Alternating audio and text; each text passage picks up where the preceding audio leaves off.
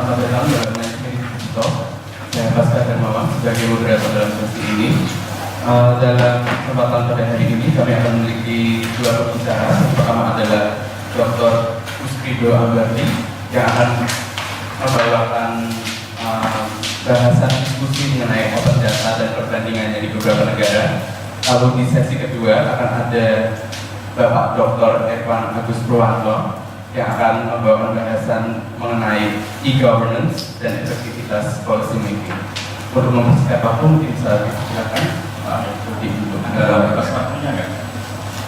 Kurang lebih sekitar 45 menit. Kita coba. Ya. Oke, terima kasih. Assalamualaikum warahmatullahi wabarakatuh. Langsung bisa ya gambarnya ya, karena saya akan melihatnya di sini.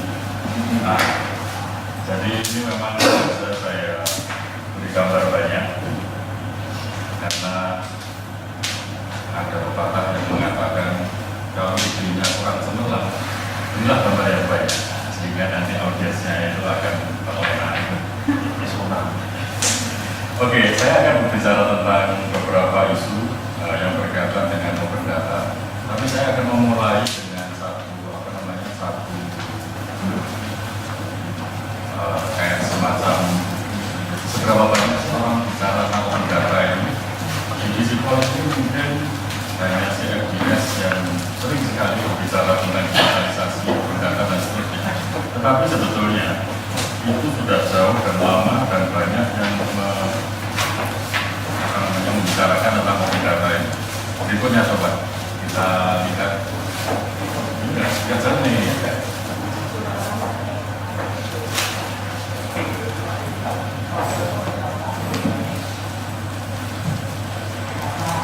Oke, ini adalah gambar dari berikutnya. Ini adalah orang-orang penting yang membicarakan tentang open data. Jadi sebetulnya mungkin kita bisa psikologi sebagian terburuk karena ini adalah isu yang sudah pada tingkat global. Yang saya kutipkan di sana salah satunya adalah Mary Gross, itu yang gambarnya fotonya paling kiri. Ini adalah ex-komisioner Uni Eropa yang dia mengatakan bahwa data itu adalah energi. Betul. Dengan mengatakan itu dia mau mengindikasikan bahwa ekonomi di dunia ini, pertumbuhan ekonomi itu sekarang mempunyai satu faktor baru yang bikin ekonomi di dunia ini berubah, yakni data. Nah, yang itu harganya itu bisa mencapai miliaran dolar yang nanti akan saya berikan datanya seperti apa. Itu satu orang. Dan kemudian yang kedua itu Obama. Ini sebetulnya Obama itu mendeklarasikan open data, government open data itu tahun 2009. Nah, kemudian itu sudah berlangsung sampai sekarang dan dia pertama bikin pernyataannya seperti ini: making open and machine readable the new default of government information. Jadi di sana itu data-data pemerintahan itu diminta oleh Obama itu untuk ditransformasikan menjadi sebuah data yang terbuka yang itu bisa dibaca melalui mesin komputer. Kemudian juga di sana ada nama Amparo Baliban, itu yang gambarnya nomor 3 dari kiri. Itu adalah Brand Lead Economist yang tahun 2015 itu dia mengeluarkan pernyataan there is no question about it. Open data is central to the data revolution. Nah, kemudian yang terakhir, kita familiar dengan foto ini.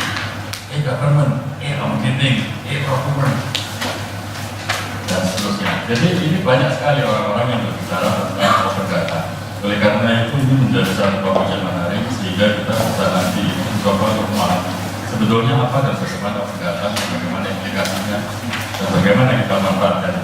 Berikutnya,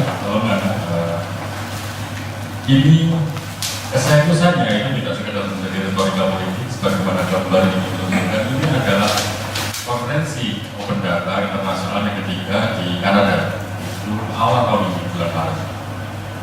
Nah, datanya di sana siapa yang ada di sana itu ada 354 pejabat pemerintah. Itu menunjukkan betapa isu ini menjadi perhatian penting bagi banyak pemerintahan.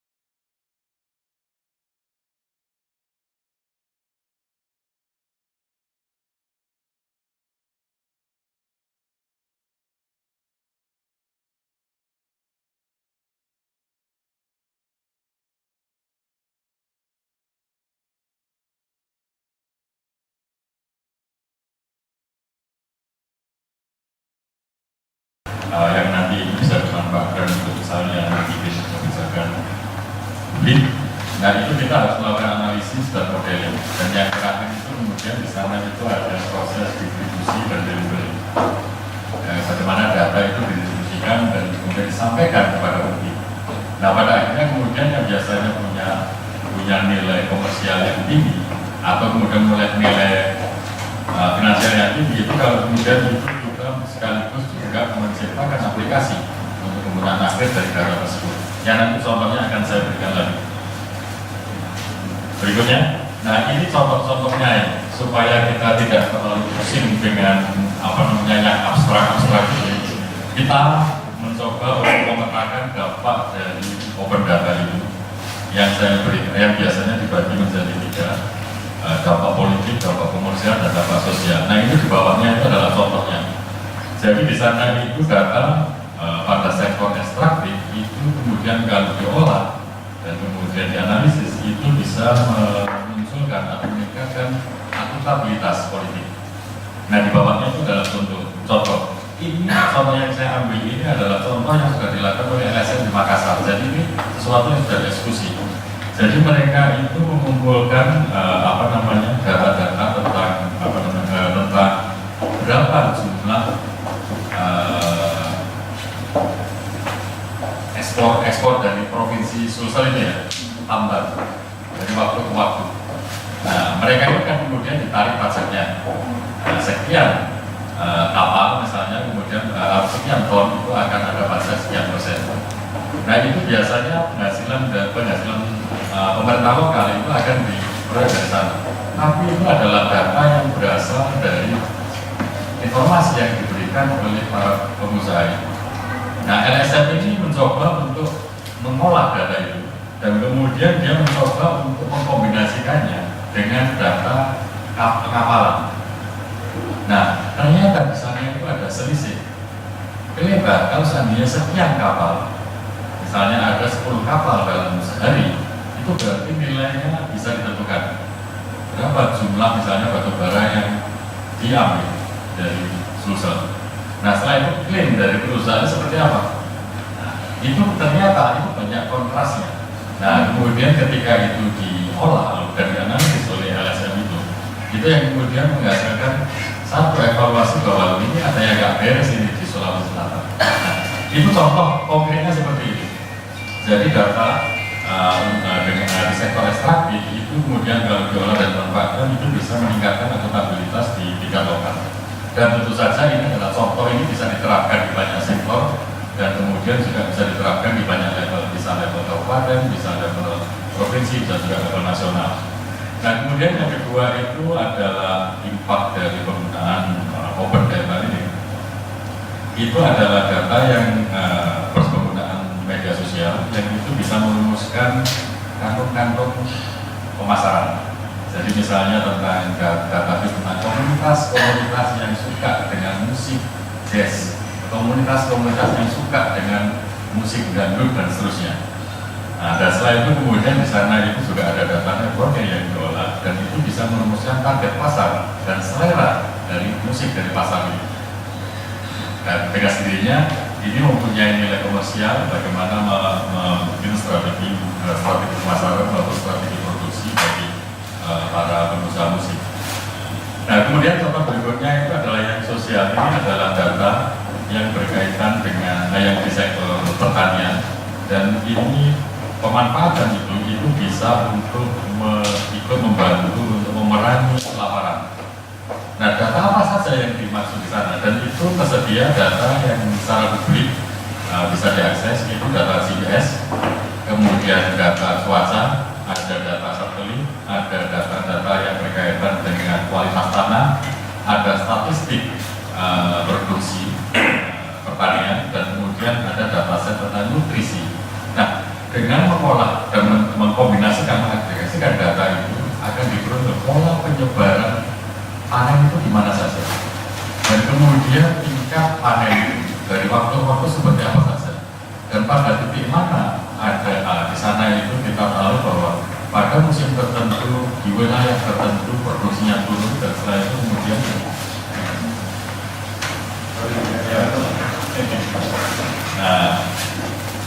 sehingga kemudian kita bisa memetakan kira-kira suplai makanan sebarannya se-Afrika itu seperti apa, dan kemudian timbunan panen itu di mana saja, dan setelah itu pada kapan kita itu bisa memprediksi bahwa akan terjadi kelaparan di daerah mana.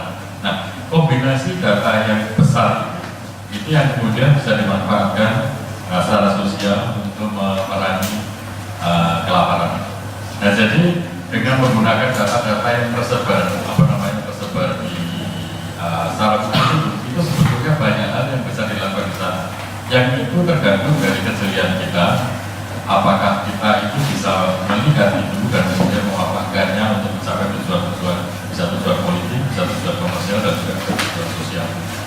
Berikutnya lagi, sekarang Indonesia ini kayak apa ini? Perdata, dan tadi kita berbicara tentang tempat-tempat yang jauh.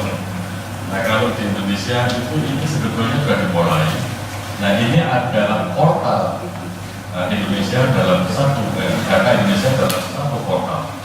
Dan di sana itu sudah di-upload banyak sekali dataset, dari dataset ekonomi dan keuangan, kemudian ada data tentang pendidikan, kemudian ada data kependudukan dan ketenagakerjaan, ada data energi dan sumber daya alam, ada kesehatan, dan kemudian ada pengadaan.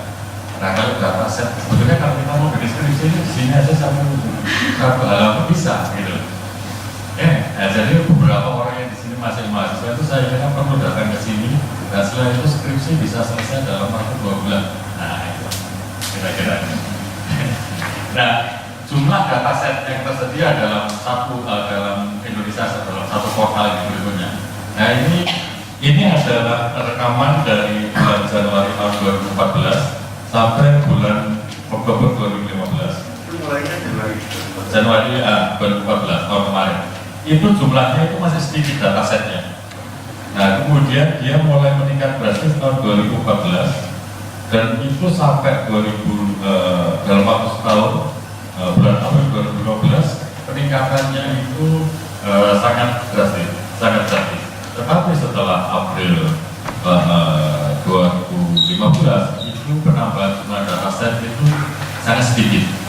Nah, tentu saja kita bisa mencoba mengeksplorasi kira-kira mengapa ya ada masa-masa tertentu di mana dataset yang itu kemudian dibuka dan menjadi data publik open data itu hanya berlangsung selama 1 tahun.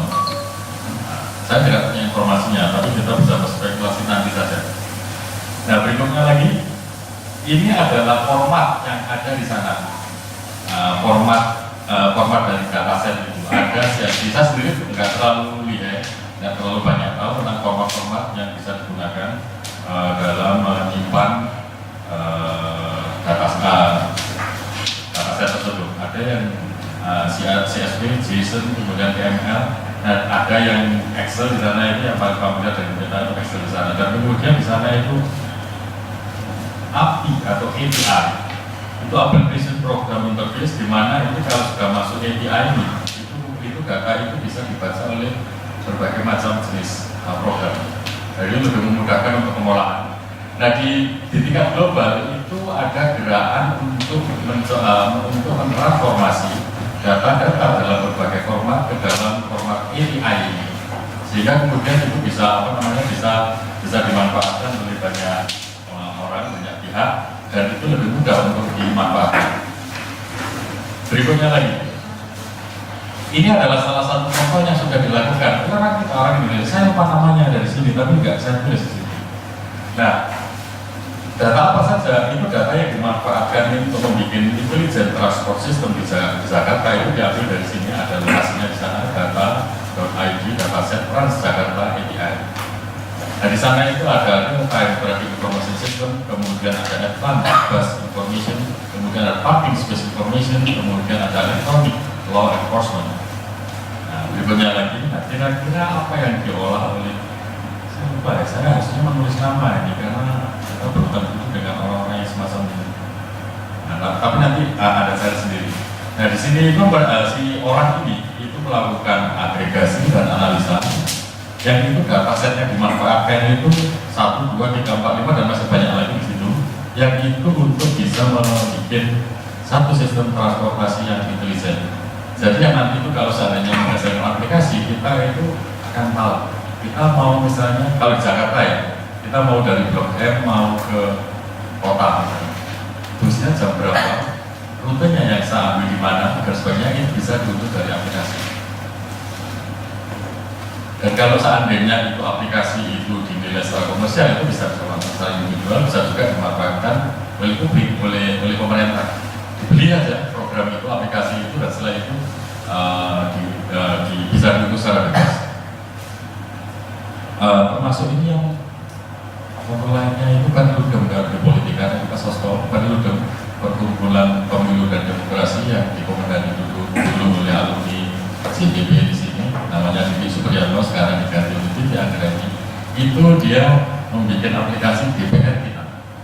DPR kita itu isinya adalah database tentang siapa saja para wakil rakyat di Senayan sana, dan setelah itu kemudian latar belakang demografisnya, dan setelah itu kemudian di sana juga ada kira-kira apa saja posisi mereka dalam isu tertentu. Itu bisa diunduh secara gratis, dan itu kemudian kita bisa manfaatkan itu, sehingga kalau kita seandainya mau pemilu, kita oh ini orang ini ternyata nggak bagus di track recordnya.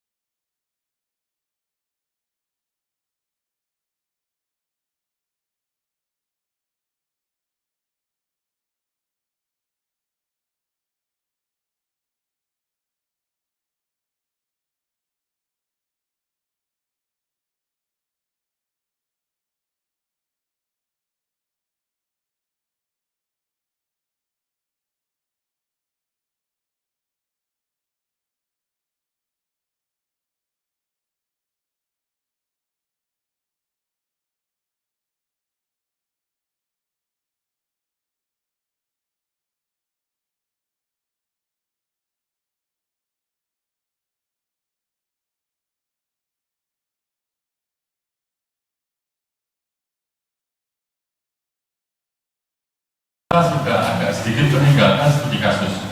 Kita mencoba untuk melihat tren di sana. Berikutnya lagi,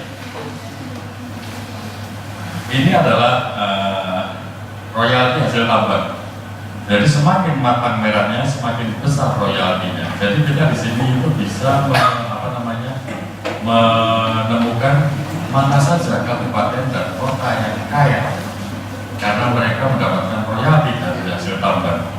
Kalau ini kemudian kita kombinasikan, misalnya dengan indeks korupsi dari KPK misalnya, jangan-jangan memang ada korelasi besarnya royalti yang diterima dari hasil tambang di wilayah-wilayah di Indonesia itu punya hubungan yang positif dengan tingkat korupsi, misalnya seperti itu.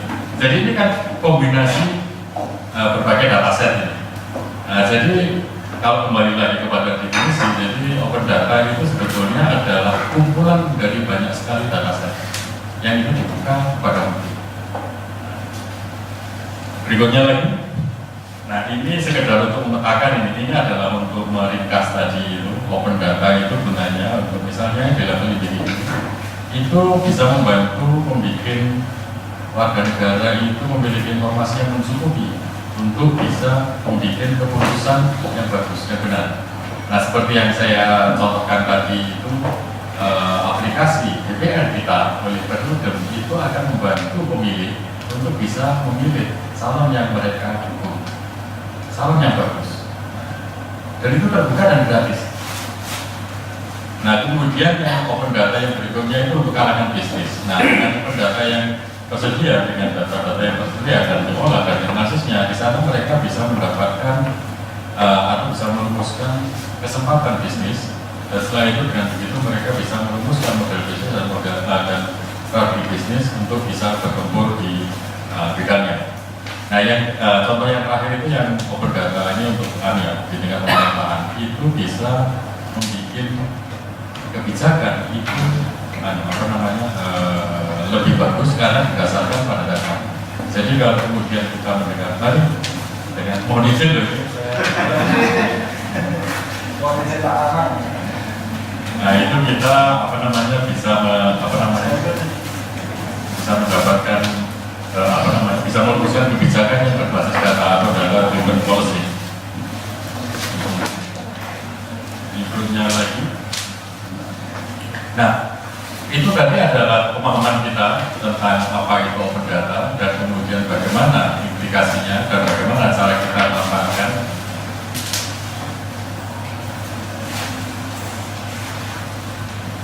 Dan kemudian kita bisa melihat atau paling tidak kita bisa memiliki sense sekarang sejauh mana kita itu bisa gunakan open data itu dan kemudian apa kita perlu mendorong supaya open data di Indonesia itu digalakkan lagi dan sebagainya. Nah itu kita sekarang mencoba melihat bahwa di Indonesia ini sebetulnya sebagian orang sudah mulai bergumul dengan open data itu dan memanfaatkannya secara praktis. Nah perbandingannya apa yang terjadi di Indonesia ini berkaitan dengan gerakan open data ini di tingkat internasional seperti apa? Nah ini kita mulai sekarang menempatkan Indonesia dalam ranking global. Di sana itu global UI itu adalah open data. Ini yang menyelenggarakan ini adalah Open Data Barometer yang menyelenggarakan survei. Nah dia mencoba untuk mengukur ranking dan membuat indeks tentang open data itu berdasarkan 3 dimensi. Pertama itu adalah kesiapan atau readiness, kemudian yang kedua itu adalah implementation atau perwujudan, dan kemudian yang ketiga itu adalah impact. Di bawahnya itu adalah definisinya. Apa sih yang dimaksud dengan readiness itu? Itu adalah kesiapan untuk mengambil kesiapan dari sebuah negara. Itu kesiapan itu berarti termasuk kesiapan dari segi hukum, politik, ekonomi, sosial, organisasi, dan teknis untuk bisa mendukung munculnya open data di negara tersebut. Nah, sedangkan yang implementasi itu kalau kemudian kita ringkas di sana itu diukur dari ketersediaan. Kalau tidak sekedar faktor-faktor yang mendukung munculnya open data, ini adalah yang sudah tersedia. Ya, di sana itu ada 15 kategori kunci, di mana data itu tersedia, data set itu tersedia berbasis pada prinsip open government dan kemudian open definition. Sedangkan impactnya itu adalah diukur dari sejauh mana data-data itu memang sudah digunakan, tapi ini melalui expert ya, pendapat expert atau evaluasi expert, sejauh mana data-data itu digunakan dan disebut dalam dunia akademik dan dunia profesional.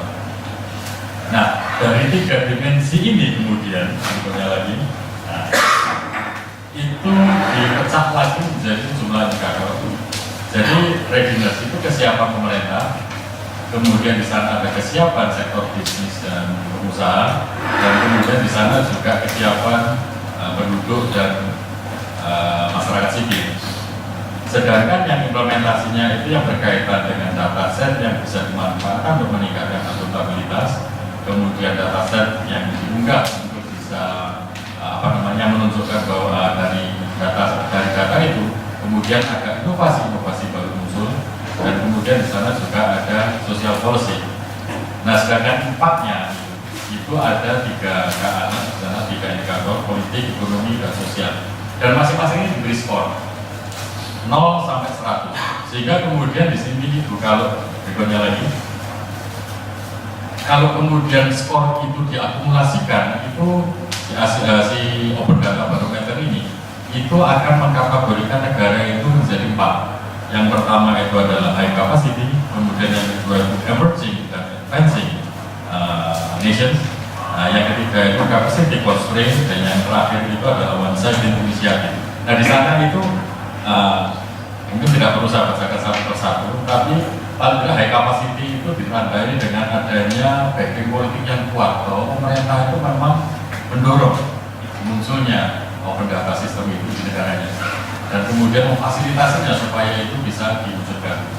Dan kemudian di sana itu juga ada kultur open data yang meluas secara horizontal antar departemen, itu mereka saling berlomba untuk bisa produksi open data. Kemudian secara vertikal dari pusat sampai daerah itu juga mereka sama-sama memiliki kecenderungan untuk produksi open data ini. Dan kemudian di sana yang keempat itu penting, pemerintah, masyarakat sipil dan sektor privat itu mempunyai kemampuan untuk memanfaatkan data itu. Dan kalau contoh saya tadi itu di Sulsel itu bagaimana memanfaatkan data produk pertambangan yang diekspor dari provinsi tersebut, dan kemudian data tentang pengapalan itu berarti masyarakat lokal mampu memanfaatkan itu menjadi salah satu peran penting di sana. Tidak hanya pemerintahnya saja yang pidato dan ngotot untuk memproduksi open data, tetapi juga ada respon dari masyarakatnya. Nah, yang high capacity itu semua kriteria itu terpenuhi atau skornya tinggi. Kemudian yang kedua itu adalah kategori emerging and advancing. Itu program-program untuk open data itu sudah mulai diproduksi dan dikerjakan. Dan kemudian mereka itu juga mencoba untuk memanfaatkan data itu, mengkontekstualisasikannya, mencoba untuk membuat inovasi-inovasi baru melalui data-data yang tersedia secara terbuka untuk publik tersebut. Nah, yang ketiga itu capacity constraint itu adalah bagaimana menciptakan open data inisiatif yang itu, tetapi di sana banyak tantangan. Tantangannya itu karena kemampuan negara terbatas, kemudian masyarakat sipil dan sektor bisnis itu kapasitas juga terbatas. Dan kemudian di sana juga masih ada problem internet, akses internet. Open data ini urusannya adalah bagaimana kita bisa mendistribusikan, menggunakan lagi, dan itu berbasis pada internet. Dan itu masih terbatas aksesnya. Kemudian yang terakhir itu adalah kategori inisiatif yang hanya satu sisi saja, ini sisi supply, nanti akan kita lihat lagi. Nah, di sana itu ada negara-negara yang pemerintahnya itu sudah mulai mencoba untuk mengintroduksikan open data, tetapi respon dari masyarakat itu sangat minimal. Nah, inilah dari 4 kategori ini yang kemudian kita bisa melihat dan membandingkan Indonesia dengan sebelum berlanjut. Oke. 10 menit lagi cukup saya kira. Berikutnya. Nah, ini adalah yang warna gelap itu seharusnya hijau gelap, kemudian hijau kurang gelap, hijau muda, dan selanjutnya kuning dan putih. Yang kuning kita abaikan karena di sana belum ada inisiatif open data. Nah, Indonesia itu berada di kategori 3, yakni kapasitasnya itu masih bertambah. Jadi karena kapasitas pemerintah yang kurang, respon dari masyarakat itu juga tidak besar. Nah, sementara kalau kita lihat di sana itu yang gelap itu adalah Amerika, Kanada, dan Inggris, ada negara-negara Skandinavia serta Australia. Nah, sementara negara Amerika Latin dan Asia, termasuk Rusia dan Cina dan India, di sana itu emerging and advancing. Nah, Indonesia itu pada kategori 3. Nah, jadi ini masih berada di Indonesia ini kalau dibandingkan dengan negara-negara lain, gerak menuju open data itu masih minggu-minggu lah. Lebih baik dari Malaysia. Lebih baik dari Malaysia. Lebih baik dari Malaysia. Habis ini kita lihat mengapa kok bisa lebih baik dari Malaysia. Nah, berikutnya. Nah, ini. High capacity ini kita lihat di sana. Yang Amerika itu yang hijau itu ya, yang warna hijau yang di atas itu bisa kita lihat di sana. Itu maksimal usaha pemerintahnya di sana, dan kemudian impak ekonominya itu sangat besar. Jadi mereka itu sudah mulai memanfaatkan secara maksimal open data itu untuk kepentingan bisnis. Nah, sementara, tapi tiga-tiganya ini high capacity ya, cuma beda di dimensi apa saja yang berbeda. Nah, kemudian yang Inggris itu UK itu United Kingdom itu ada data sosial, akuntabilitas, inovasi dan sebagainya jauh lebih besar ketimbang di Amerika. Nah, sementara di Prancis itu adalah yang biru itu. Tapi ini adalah 3 negara yang mempunyai kapasitas paling tinggi untuk mengintroduksikan, kemudian memelihara, mengembangkan, dan sekaligus memanfaatkan open data. Dilihat dari kesiapannya, dilihat dari impaknya, dan kemudian dilihat dari ketersediaan datanya. Berikutnya lagi, nah ini emerging and advancing. Nah, di sana itu masuk Chili, Cina, dan Czech Republic. Dan kalau Anda mau membuka lagi itu dari open data dokumen, berarti itu ada semua negara. Ini saya ambil yang pokok-pokok aja. Kalau satu persatu nanti menjadi 3 hari presentasinya. Nah di sana itu Cina misalnya inisiatif government-nya, itu pemerintahnya itu untuk mengintroduksi dan mengembangkan open data itu cukup tinggi. Jadi skornya itu kira-kira 60-70. Ini perkiraan saja. Dan itu sama dengan hampir sama dengan Czech Republic. Nah, cuma kemudian impaknya itu masih belum kelihatan. Impak ekonomi, impak sosial, dan impak politiknya. Dan itu bagaimana data-data itu dimanfaatkan untuk bisa kemudian membawa dampak politik, ekonomi, dan sosial. Kemudian berikutnya lagi, nah ini capacity constraint. Nah, di sana ada Indonesia. Pokoknya semakin kecil semakin rendah nilainya. Nah, Indonesia di sana itu dibanding dengan usaha pemerintah Cina itu lebih rendah inisiatif dari government. Dari kita itu dikelompokkan dengan Kenya dan Nigeria.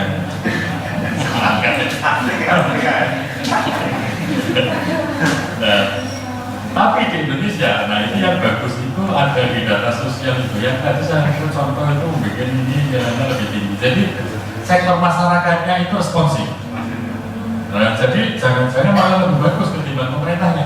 Termasuk kayak kawal pemilu itu tadi. Kawal pemilu itu termasuk di sana. Nah, itu inisiatif masyarakat. Nah, tidak didorong oleh pemerintah. Bluetooth sendiri inisiatif. Air Nasib. Bukan air Nasib yang usia itu udah 60.